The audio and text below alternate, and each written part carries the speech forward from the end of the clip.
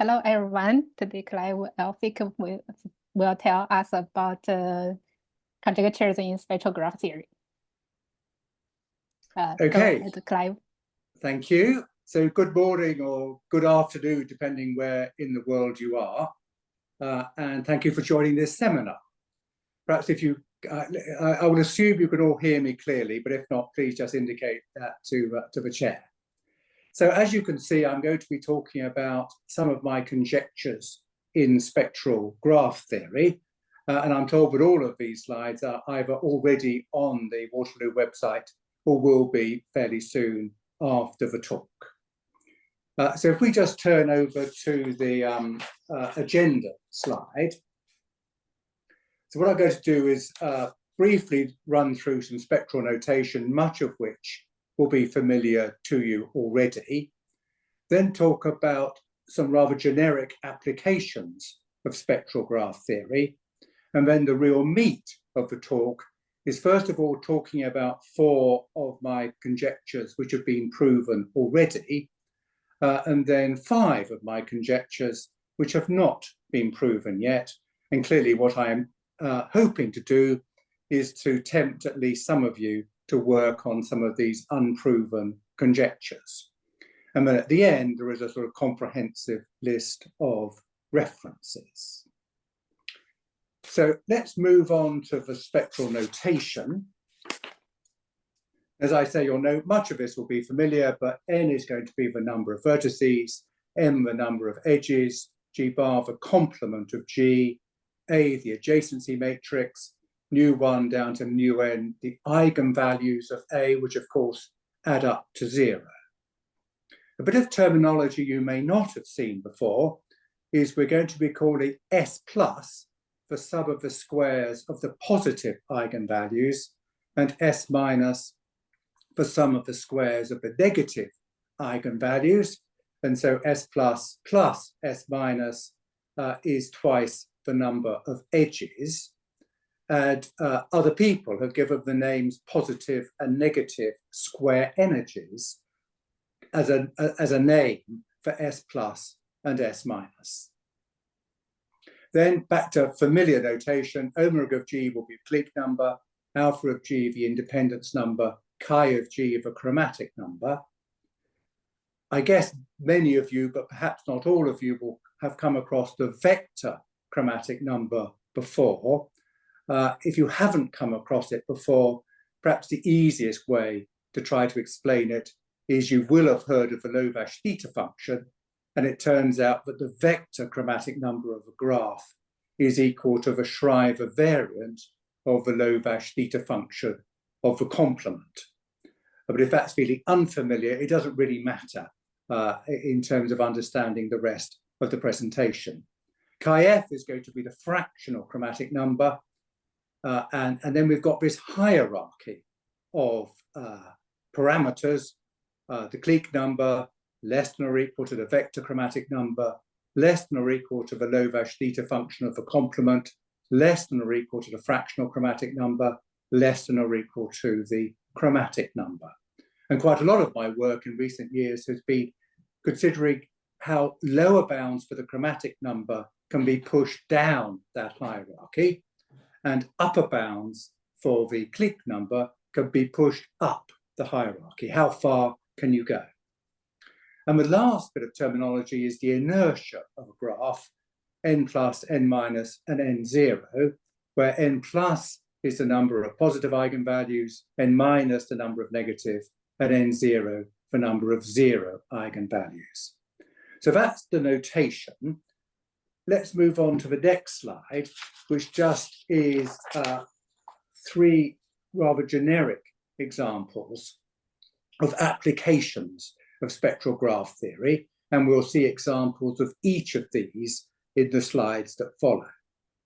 So first of all, I think particularly elegant are spectral proofs of non-spectral results. So a classic result there is the characterization of Moore graphs with diameter 2, by Hoffman and Singleton. And another elegant recent example is the proof of the sensitivity conjecture in computer science. Secondly, we have spectral bounds for non-spectral parameters, which are often NP-hard.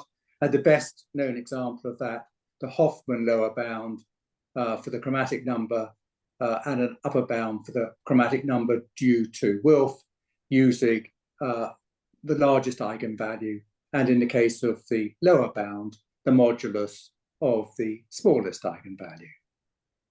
And then lastly, we need a way of linking together spectral and non-spectral parameters, and the best known of those is that the largest eigenvalue is greater than or equal to the average degree, with equality only for regular graphs. So that's just by way of sort of general background, and I'm sure much of that's familiar to most of you. But let's now get into the meat of the presentation, starting with some of my proven conjectures. So if we go on to this slide here, and a long time ago in my PhD, which I finished in 1981, I conjectured, or I proved rather, that twice the number of edges divided by 2n minus the largest eigenvalue squared is a lower bound for the chromatic number. And then with my PhD supervisor, who was Chris Edwards, we conjectured that that was a lower bound for the clique number, and that was published in a paper in 1983.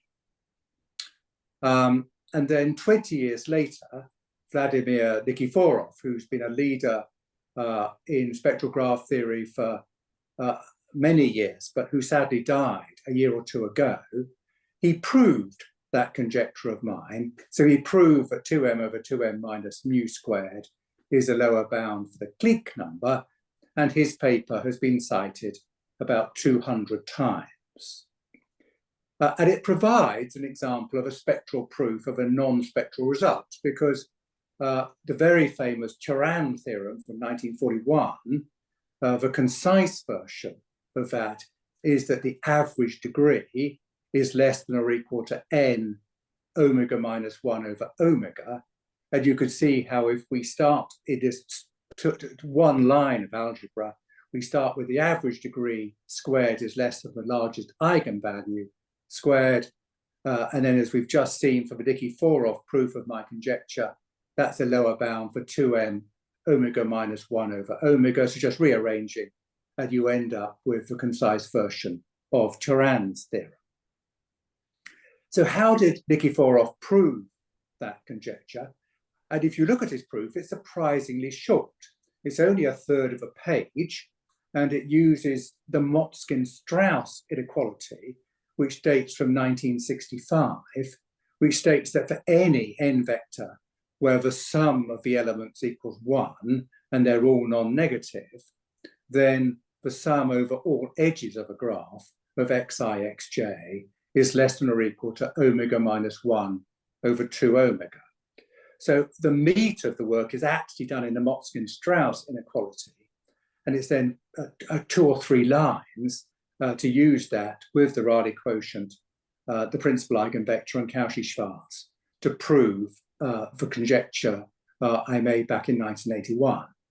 I mean, just as an aside, it's quite interesting that neither my PhD supervisor nor I knew about the Motzkin-Strauss inequality, even though it had been published 15 years before I was working.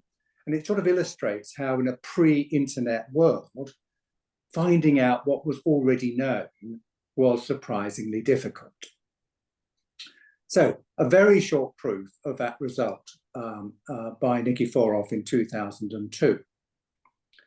Now on the next slide, we might move to that. We come to my next conjecture, which is in 2013. And you might be wondering what on earth happened in the intervening 30 years. And the answer is I finished my PhD in 1981 at the University of Birmingham in the UK, and then spent 30 years in industry and commerce, not doing any mathematics, and then took early retirement in about 2013 and thought it would be interesting to find what had been happening in spectral graph theory in the intervening 30 years. And with the internet, that was comparatively easy to do. I made contact, for example, with Nikiforov, and he suggested some papers I should read. And it occurred to me it might be stimulating to try to dream up some more conjectures, which is what I've been doing on a very part-time basis over the last decade or so. So the first of those conjectures I came up with after my 30-year gap was this one here. 1 plus the max of S plus over S minus over S plus is a lower bound for the chromatic number, remembering that S plus is the sum of the squares of the positive eigenvalues and S minus the sum of the squares of the negative eigenvalues. So I published that conjecture with Pavel Vokchan, and we made some progress in proving it, but didn't succeed in 2013. Then 10 years later, we conjectured that it's actually a lower bound for the vector chromatic number, which can be much less than the chromatic number. And the reason it took 10 years between the two was getting experimental evidence for the conjecture for the chromatic number was quite easy, whereas the experimental evidence for the vector chromatic number was a bit harder, and David Annickstein did it as part of an undergraduate project supervised by Pavel Vokchan. So we had those two conjectures. And we also noted that this bound is not a lower bound for the clique number, and the pentagon is an example. So we published in 2013, and the first conjecture was proved by Ando and Lin, Ando being a Japanese mathematician, in 2015. But in 2023, Brazilian mathematicians Coutinho and Spear proved the lower bound for the vector chromatic number. And what was my inspiration for the conjecture? Well, really very simple. I simply wondered how to strengthen that bound back in my PhD, and thought, well, if we replaced mu squared with the sum of the squares of the positive eigenvalues, that would obviously be stronger. That's equal to 1 plus S plus over S minus. And then on symmetry grounds, I added S minus over S plus and then tested it experimentally. And I'm not going to try to prove anything in this talk, but I will just give you an indication of the proof tools. So in this case, the proof by Coutinho and Spear is 4 pages long, and it involves a spectral decomposition, which is fairly standard, semi-definite programs, positive semi-definite matrices, and as ever, the Cauchy-Schwarz inequality. So that was my sort of first conjecture with my return to mathematics, proved in 2015 and 2023. On to the next conjecture, and we need a bit more notation here, but again, I expect for most of you this is very familiar. So delta 1, the largest eigenvalue of the signless Laplacian, Q, which is the diagonal matrix of vertex degrees plus the adjacency matrix, and lambda 1, the largest eigenvalue of the Laplacian, D minus A. And a Russian mathematician, Kolotolina, in 2010, had proved that 1 plus the largest eigenvalue divided by nu1 minus delta 1 plus lambda 1 is a lower bound for the chromatic number. As I've already mentioned, for some graphs, the vector chromatic number is much less than the chromatic number and is less than or equal to the chromatic number for all graphs. So a little team by which we're becoming familiar, I conjectured that in fact, the Kolotolina bound was a lower bound for the vector chromatic number. David Annickstein, as part of his undergraduate project, gave the experimental evidence for it, and Pavel Vokchan provided the proof. Pavel Vokchan, incidentally, is currently working for IBM, working on the mathematics of quantum computing, but at the time was working part-time with me on some of these conjectures. So that proof was published in 2023. It's exact, for example, for strongly regular, distance regular, and symmetric graphs. And the inspiration for it was that I knew that Galtman had proved but the Hoffman lower bound was the lower bound for the vector chromatic number. And I also knew the routine result that nu n in the Hoffman bound is equal to nu1 minus delta 1 plus lambda 1 for regular graphs. And Pavel Vokjan's proof of this was 3 pages long, using majorization and gram matrices and the other techniques you can see listed there. Let's finish this section on proving conjectures with the next slide, which is an inertial bound. So the numbers of positive and negative eigenvalues rather than their values. So I conjecture back in 2017 that 1 plus the max of n plus over n minus over n plus is a lower bound for the fractional chromatic number, and therefore for the chromatic number. Pavel Vokjan, in the same paper we published together, proved that for the chromatic number, but we were not able to prove it for the fractional chromatic number. And the inspiration for that was that, as we all know, the fractional chromatic number is greater than or equal to n divided by the independence number. And it's also well known that the independence number is less than or equal to the min of n plus n0, n minus plus n0. And we might note that for complete q-part-type graphs, we have n plus equals 1 and n minus equals q minus 1. And so that provided the inspiration for the conjecture, which I then tested experimentally, and then Pavel Vokjan proved. And what's interesting is that you have to have n0 in that upper bound for the independence number, but you do not require it in the lower bound for the chromatic number. And as I believe it, you don't need it for the lower bound for the fractional chromatic number either.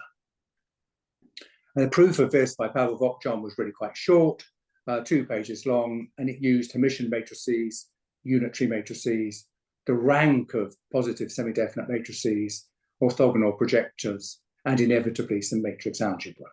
So that, in a sense, concludes the first section of this talk on my proven conjectures. So it might be a good time just to pause to see if anyone's got any comments or questions at this stage.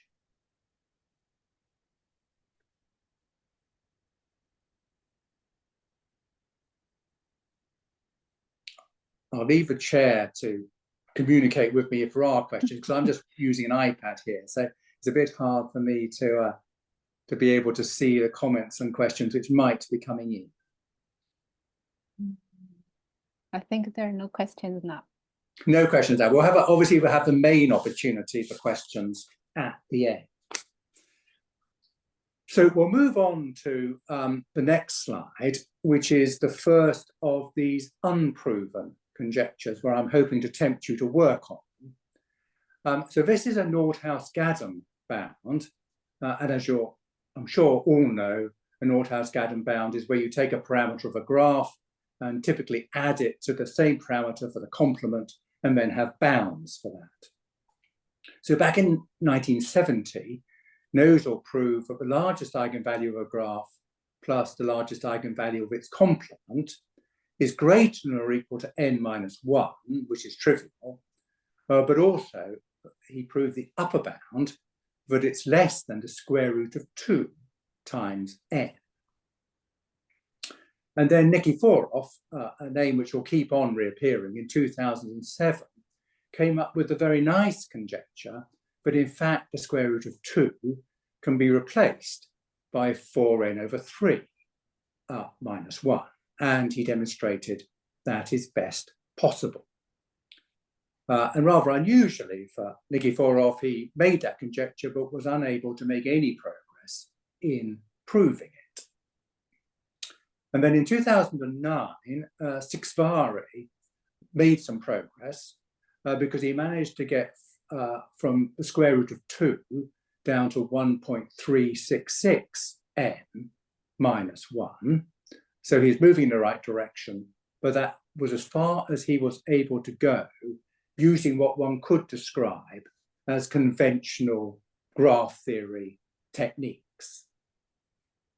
Then Turpie in 2011 proved the full conjecture, but using graphons and analysis. So certainly what to me was an exceedingly complicated proof by Turpie using graphons rather than graphs. He was able to prove the conjecture by Nikiforov.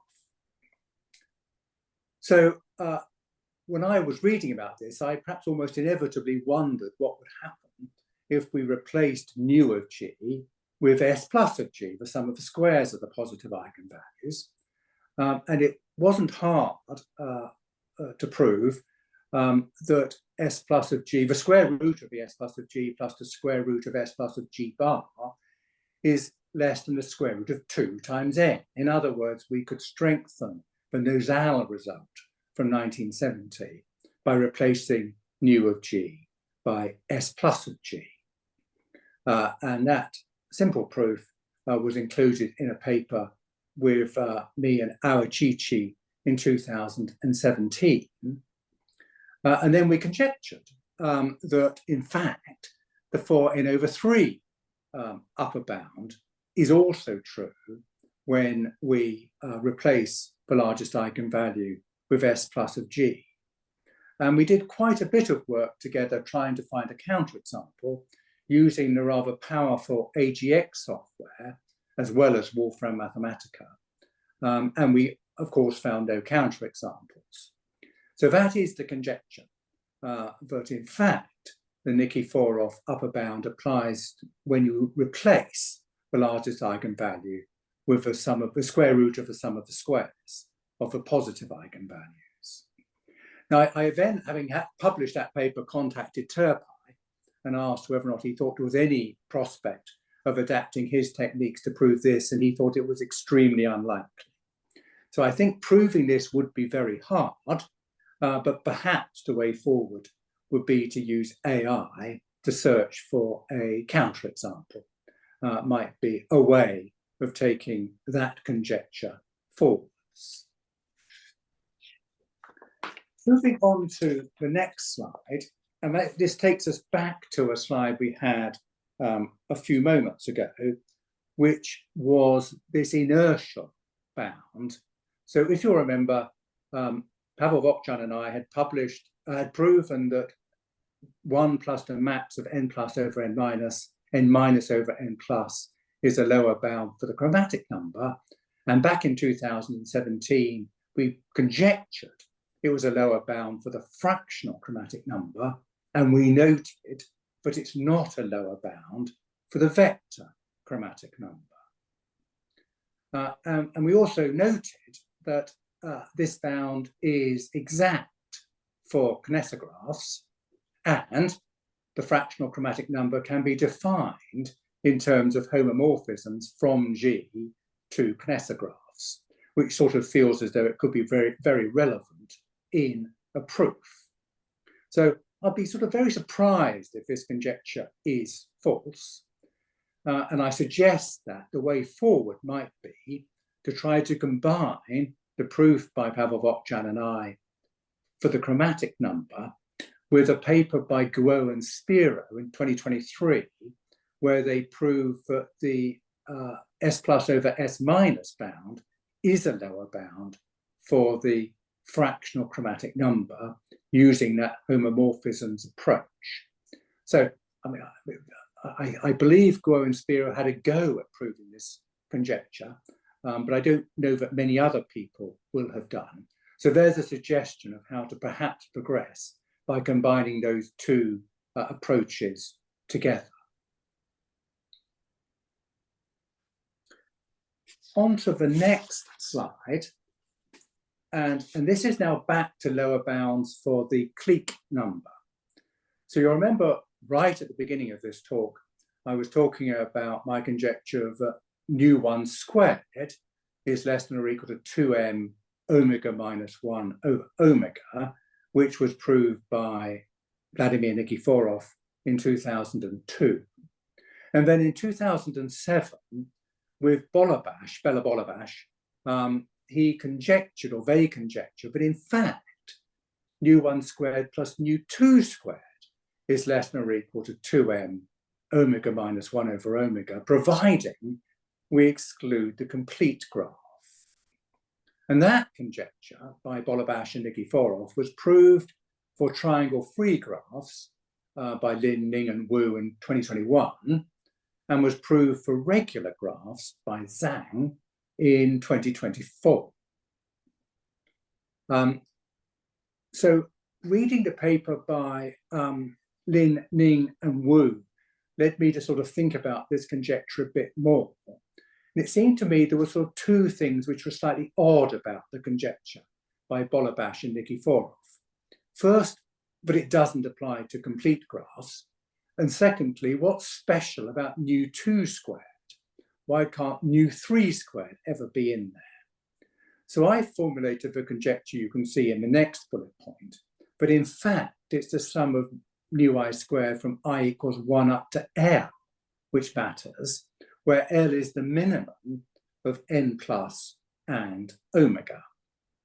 In other words, we restrict ourselves to the positive eigenvalues, and then we take omega off them. And that then clearly generalizes the conjecture due to Bolobash and Nikiforov.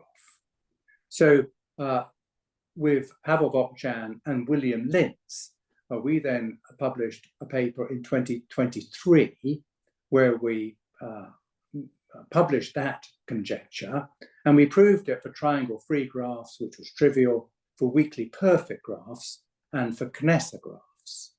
And then earlier this year, Kumar and Pragada proved it for graphs with at most order m to the power of 1.5 triangles. And just to repeat, all of these references are in the slides at the back, which you can access on the website later. So that's where this conjecture has got to. And what's sort of noteworthy is that the proof by Zhang for regular graphs does use that nu2 has to be positive, which sort of coincides with the fact that my conjecture is about the min of n plus and omega. In other words, I'm restricting it to positive eigenvalues. So the question is it possible to take the proof by Zhang for regular graphs and generalize his proof so as to prove this conjecture for regular graphs? Feels pretty hard to prove it for irregular graphs at the moment, because it would clearly be much easier to prove the conjecture by Bolobash and Nikiforov for irregular graphs first. But at least for regular graphs, there seems to be a potential way forward. Two, I think, Chinese authors, Liu and Ning, published a fairly wide-ranging review of unsolved problems in spectral graph theory last year, and they placed these two conjectures, the Bolobash and Nikiforov one, and the one by Pavel Vokjan, William Lintz, and me, third and fourth in their list of those unsolved problems. So let's now move on to the next slide, which is a conjecture again about square energies. So just to remind you, the sum of the squares of the positive and the sum of the squares of the negative eigenvalues. And back in 1988, Hong had proved that the largest eigenvalue squared is less than or equal to 2m minus n plus 1. Now, then I conjectured that for connected graphs, the max of s plus s minus is less than or equal to 2m minus n plus 1. And because 2n equals s plus s minus, in other words, the min of s plus s minus is greater than or equal to n minus 1. But we have to emphasize that the Hong graph, the Hong result is for all graphs, I think, apart from those with isolated vertices, whereas mine is very definitely only for connected graphs, because if you just take two copies of any complete graph, for example, then it would be false. So we proved that conjecture back in 2016 for bipartite graphs. We did it for barbell graphs because they're sort of connected graphs which are as close to being disconnected as you can get. And it was indeed true for barbell graphs. We proved it for regular graphs, and we proved it for almost all graphs. And the proof for regular graphs is really very straightforward. It's just set out in that next line. So using the Ando and Lin result we had about 5 or 6 slides ago, the min of S plus S minus is greater than or equal to 2m over the chromatic number. And then using Brooks' classic theorem, we can replace that with the largest degree. And then because we're dealing with regular graphs, we get the immediate result. But the min of S plus S minus is greater than or equal to n. And you just have to treat complete graphs and odd cycles separately because they're treated separately in Brooks' theorem. In general, we can generalize to kappa components, in which case the conjecture becomes the min of S plus S minus is greater than or equal to n minus kappa. And so therefore the conjecture is exact for empty graphs, for example. We also note for S plus equals S minus equals n minus 1 for trees, and S minus equals n minus 1 for complete graphs. So plenty of graphs for which this conjecture is exact. And in their survey of unsolved problems in spectral graph theory, Liu and Ning placed this conjecture first in their review last year. So on the next slide, I think the reason this is interesting, this conjecture, is first of all because it's so simple to state, so straightforward to prove for regular graphs, very easy to find counterexamples for disconnected graphs. I have to say I would be very surprised if it's false. And I think most people looking at this conjecture at first sight don't think it looks too hard. I think a reasonably large number of people, relatively speaking, have had a go at this conjecture. And you can see 6 of them listed on the next bullet point, all of whom were at a conference a couple of years ago where this conjecture was one of the sessions they broke out for. And then those 6 mathematicians there wrote a paper together in 2023 about the conjecture, where they gave the name positive and negative square energies to S plus and S minus, which was a very good choice of name. They developed new tools, but they made rather modest progress in actually proving the conjecture in generality. It is the case that for most graphs, but by no means all, but for most graphs, S plus is much greater than S minus, so you could treat this as 2 separate conjectures. But it's also really important to notice that S plus of G is not greater than or equal to S plus of G minus an edge, and S minus of G is not greater than or equal to S minus of G minus an edge. And there's examples to demonstrate that in the paper by Abiad et al. So, because if those were true, then there'll be a fairly trivial proof using spanning trees.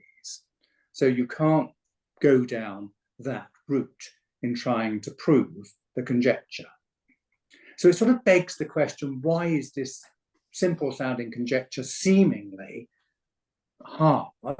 And I think it's because we're dealing with connected graphs, we're dealing with irreducible matrices.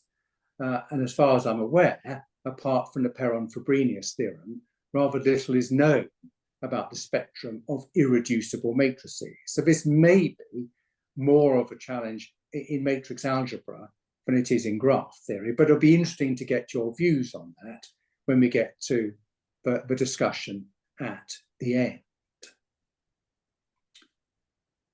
Let's move on to conjecture, to the next slide, which is my final conjecture for this talk. And bearing in mind the problem with the previous conjecture is it's only for connected graphs, which seems to be what's making it so hard. I published a paper with William Lintz earlier this year, which included the conjecture that for all graphs, the min of S plus S minus is greater than or equal to the max of the inertia, n plus and n minus. It's obviously weaker than the previous conjecture, but on the other hand, it's for all graphs, and so it may be more tractable. And of course, we looked for counterexamples in Wolfram Mathematica and didn't find any. Now, as you all know, the energy of a graph is defined to be the sum of the moduli of all of the eigenvalues, and it's straightforward using Cauchy-Schwarz that S plus is greater than or equal to E squared, the energy of a graph, divided by 4n plus, and S minus greater than or equal to E squared over 4n minus. So we can sort of link S plus and S minus to graph energy in a fairly straightforward way. It's also interesting that in 2010, our Chichi and Hansen conjectured that the energy of a graph divided by 2 is greater than or equal to the max of n plus and n minus. Although I sort of stumbled across that after I dreamt up the conjecture in the first line of this slide. So there's still some similarities between my conjecture for S plus and S minus and the our Chichi and Hansen conjecture of 2010. So in 2009, and again, all the details and references, Akbari proved that E of G is greater than or equal to n plus plus n minus, which feels as though it's making progress towards proving equation 1 there. And that was using the AM-GM inequality. And also they were able to use that the product of the moduli of all non-zero eigenvalues is greater than or equal to 1. However, it's not the case that the product of the positive eigenvalues is greater than or equal to 1 for all graphs, and similarly, the product of the moduli of the negative eigenvalues is not greater than or equal to 1 for all graphs. And so, in other words, to prove the Chichi and Hansen conjecture is going to require a different approach to that used by Akbari. So why don't we now go on to what I think is my final slide. And this is, as it describes here, a final thought, which is it feels as though for these conjectures about square energies and indeed the energy of a graph, we sort of need a new approach. And I wonder if this might be helpful. So as some of you may already know, Charles Coulson proved this at first sight rather unlikely looking theorem back in 1940. Charles Coulson was very interesting. He, amongst other things, supervised the PhD of Peter Higgs of Higgs boson fame. And he was a mathematician turned theoretical physicist, turned theoretical chemist. And he actually published this result in the context of organic chemistry. So in that context, he proved the formula you can see in front of you for the energy of a graph, although he was thinking about energy levels in organic molecules. And you can, phi of G of X is the characteristic polynomial of G, and I, of course, is the square root of -1. So you've got imaginary numbers, you've got natural logarithms, you've got matrix determinants, and you've got calculus in order to get this formula for E of G. And the clever thing about this formula is you can use it to calculate graph energy without knowing any of the graph's eigenvalues. Now, I did look back at the paper by Coulson from 1940, and I have to say I found the proof very hard to follow, partly because it's in the context of chemistry. But if you look at the book Graph Energy by Lee, Shi, and Gutman, they have a proof of equation 2 here, which is fairly straightforward. So that would be not a bad place to look if you're trying to find out how this was proved by Coulson all those years ago. So my sort of speculative thought, which again you might like to pick up in the questions at the end, is first of all, might this approach be helpful to prove that conjecture by AGT and Hansen. Are the Coulson type equalities for square energies? So is it possible to adapt what Coulson did to get equalities for S plus and S minus? And the answer is I have no idea, but perhaps that's possible. And if so, could such equalities help to prove unproven conjectures 4 or 5? So that's really just intended to hopefully stimulate some thought. And I think at that stage, I'll draw to a close. And as I say, you've got all these slides with the references on the website fairly soon, but I'll be very grateful for comments and questions.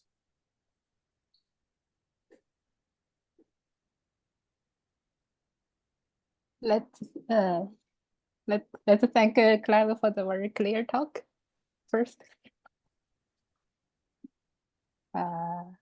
Yeah, now we can ask questions. Clive, thanks for the amazing survey of all the conjecture. What's your favorite conjecture? Oh, I think my favorite conjecture is the conjecture that S plus, the min of S plus S minus is greater or equal to n minus 1. Just because it is, as I said, it just feels so strikingly simple. And it's so surprising, but it seems to be so hard to prove. So that's my favorite. What's the best lower bound for that conjecture? Like in terms of order of n, what would be the best lower bound? Can you show it as at least theta of n? Oh, yes, that's a good question. If you look if you look at the references, there's a paper. Let's just find. Can you move on to the next slide? Yes, if you look at that paper there, the second one down, symmetry and asymmetry between positive and negative square energies of graphs, which was published just a couple of months ago. William Lintz and I in there proved that the min of S plus S minus is greater than or equal to the square root of n. Okay. So that was comparatively straightforward. So the square root of n is proven, and you can find it in that paper there by William Lintz and me. And the challenge is to do the n minus 1. Right.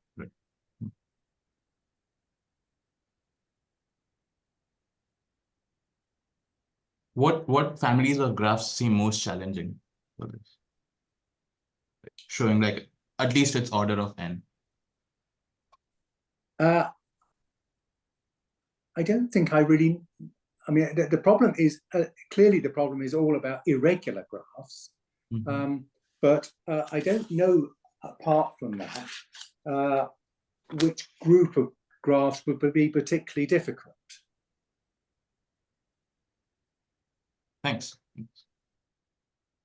I think Abia et al. Said unicyclic graphs might be difficult. Is that okay? I couldn't quite hear that. Yeah, I think Abia et al. In the first reference said that unicyclic graphs are the hardest. So just. Oh right, I'd forgotten that. So she thinks that unicyclic graphs would be particularly challenging. I mean, right, okay. I'd forgotten that. Do you have comments on your paper, Shen Tong, about the Bolabash conjecture and trying to generalize it?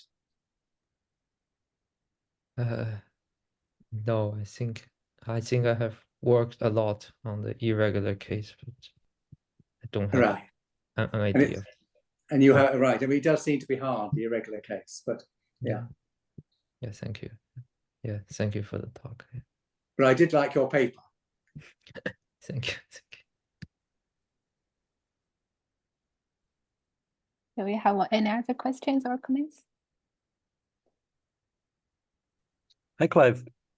What was the inspiration for summing only up to the clique number in your generalization of the Bolobash-Nikiforov conjecture?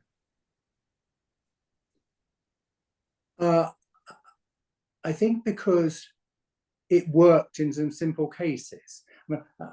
I mean, it couldn't be the chromatic number because we'd have some counterexamples. And I sort of thought it had to be, what else could it be apart from the clique number? And then it worked in the cases of, let's say, triangle free graphs. But it was really a question of what else to use. I sort of persuaded myself it had to be positive eigenvalues, but it obviously can't be, it couldn't just be that. So if you look at the paper where that work was set out, we sort of have a section which explains why it has to be less than or equal to n plus, but also why it has to be plus less than or equal to the clique number. And you have to have both, not one or the other. But it was really, I mean, since we're trying to get a lower bound for the clique number, it sort of seemed intuitively that using the clique number in the bound itself would make some sense. Okay, thank you. Any other questions? If not, let's thank Clive for the great talk. Okay, you're very welcome. Good to talk to you all.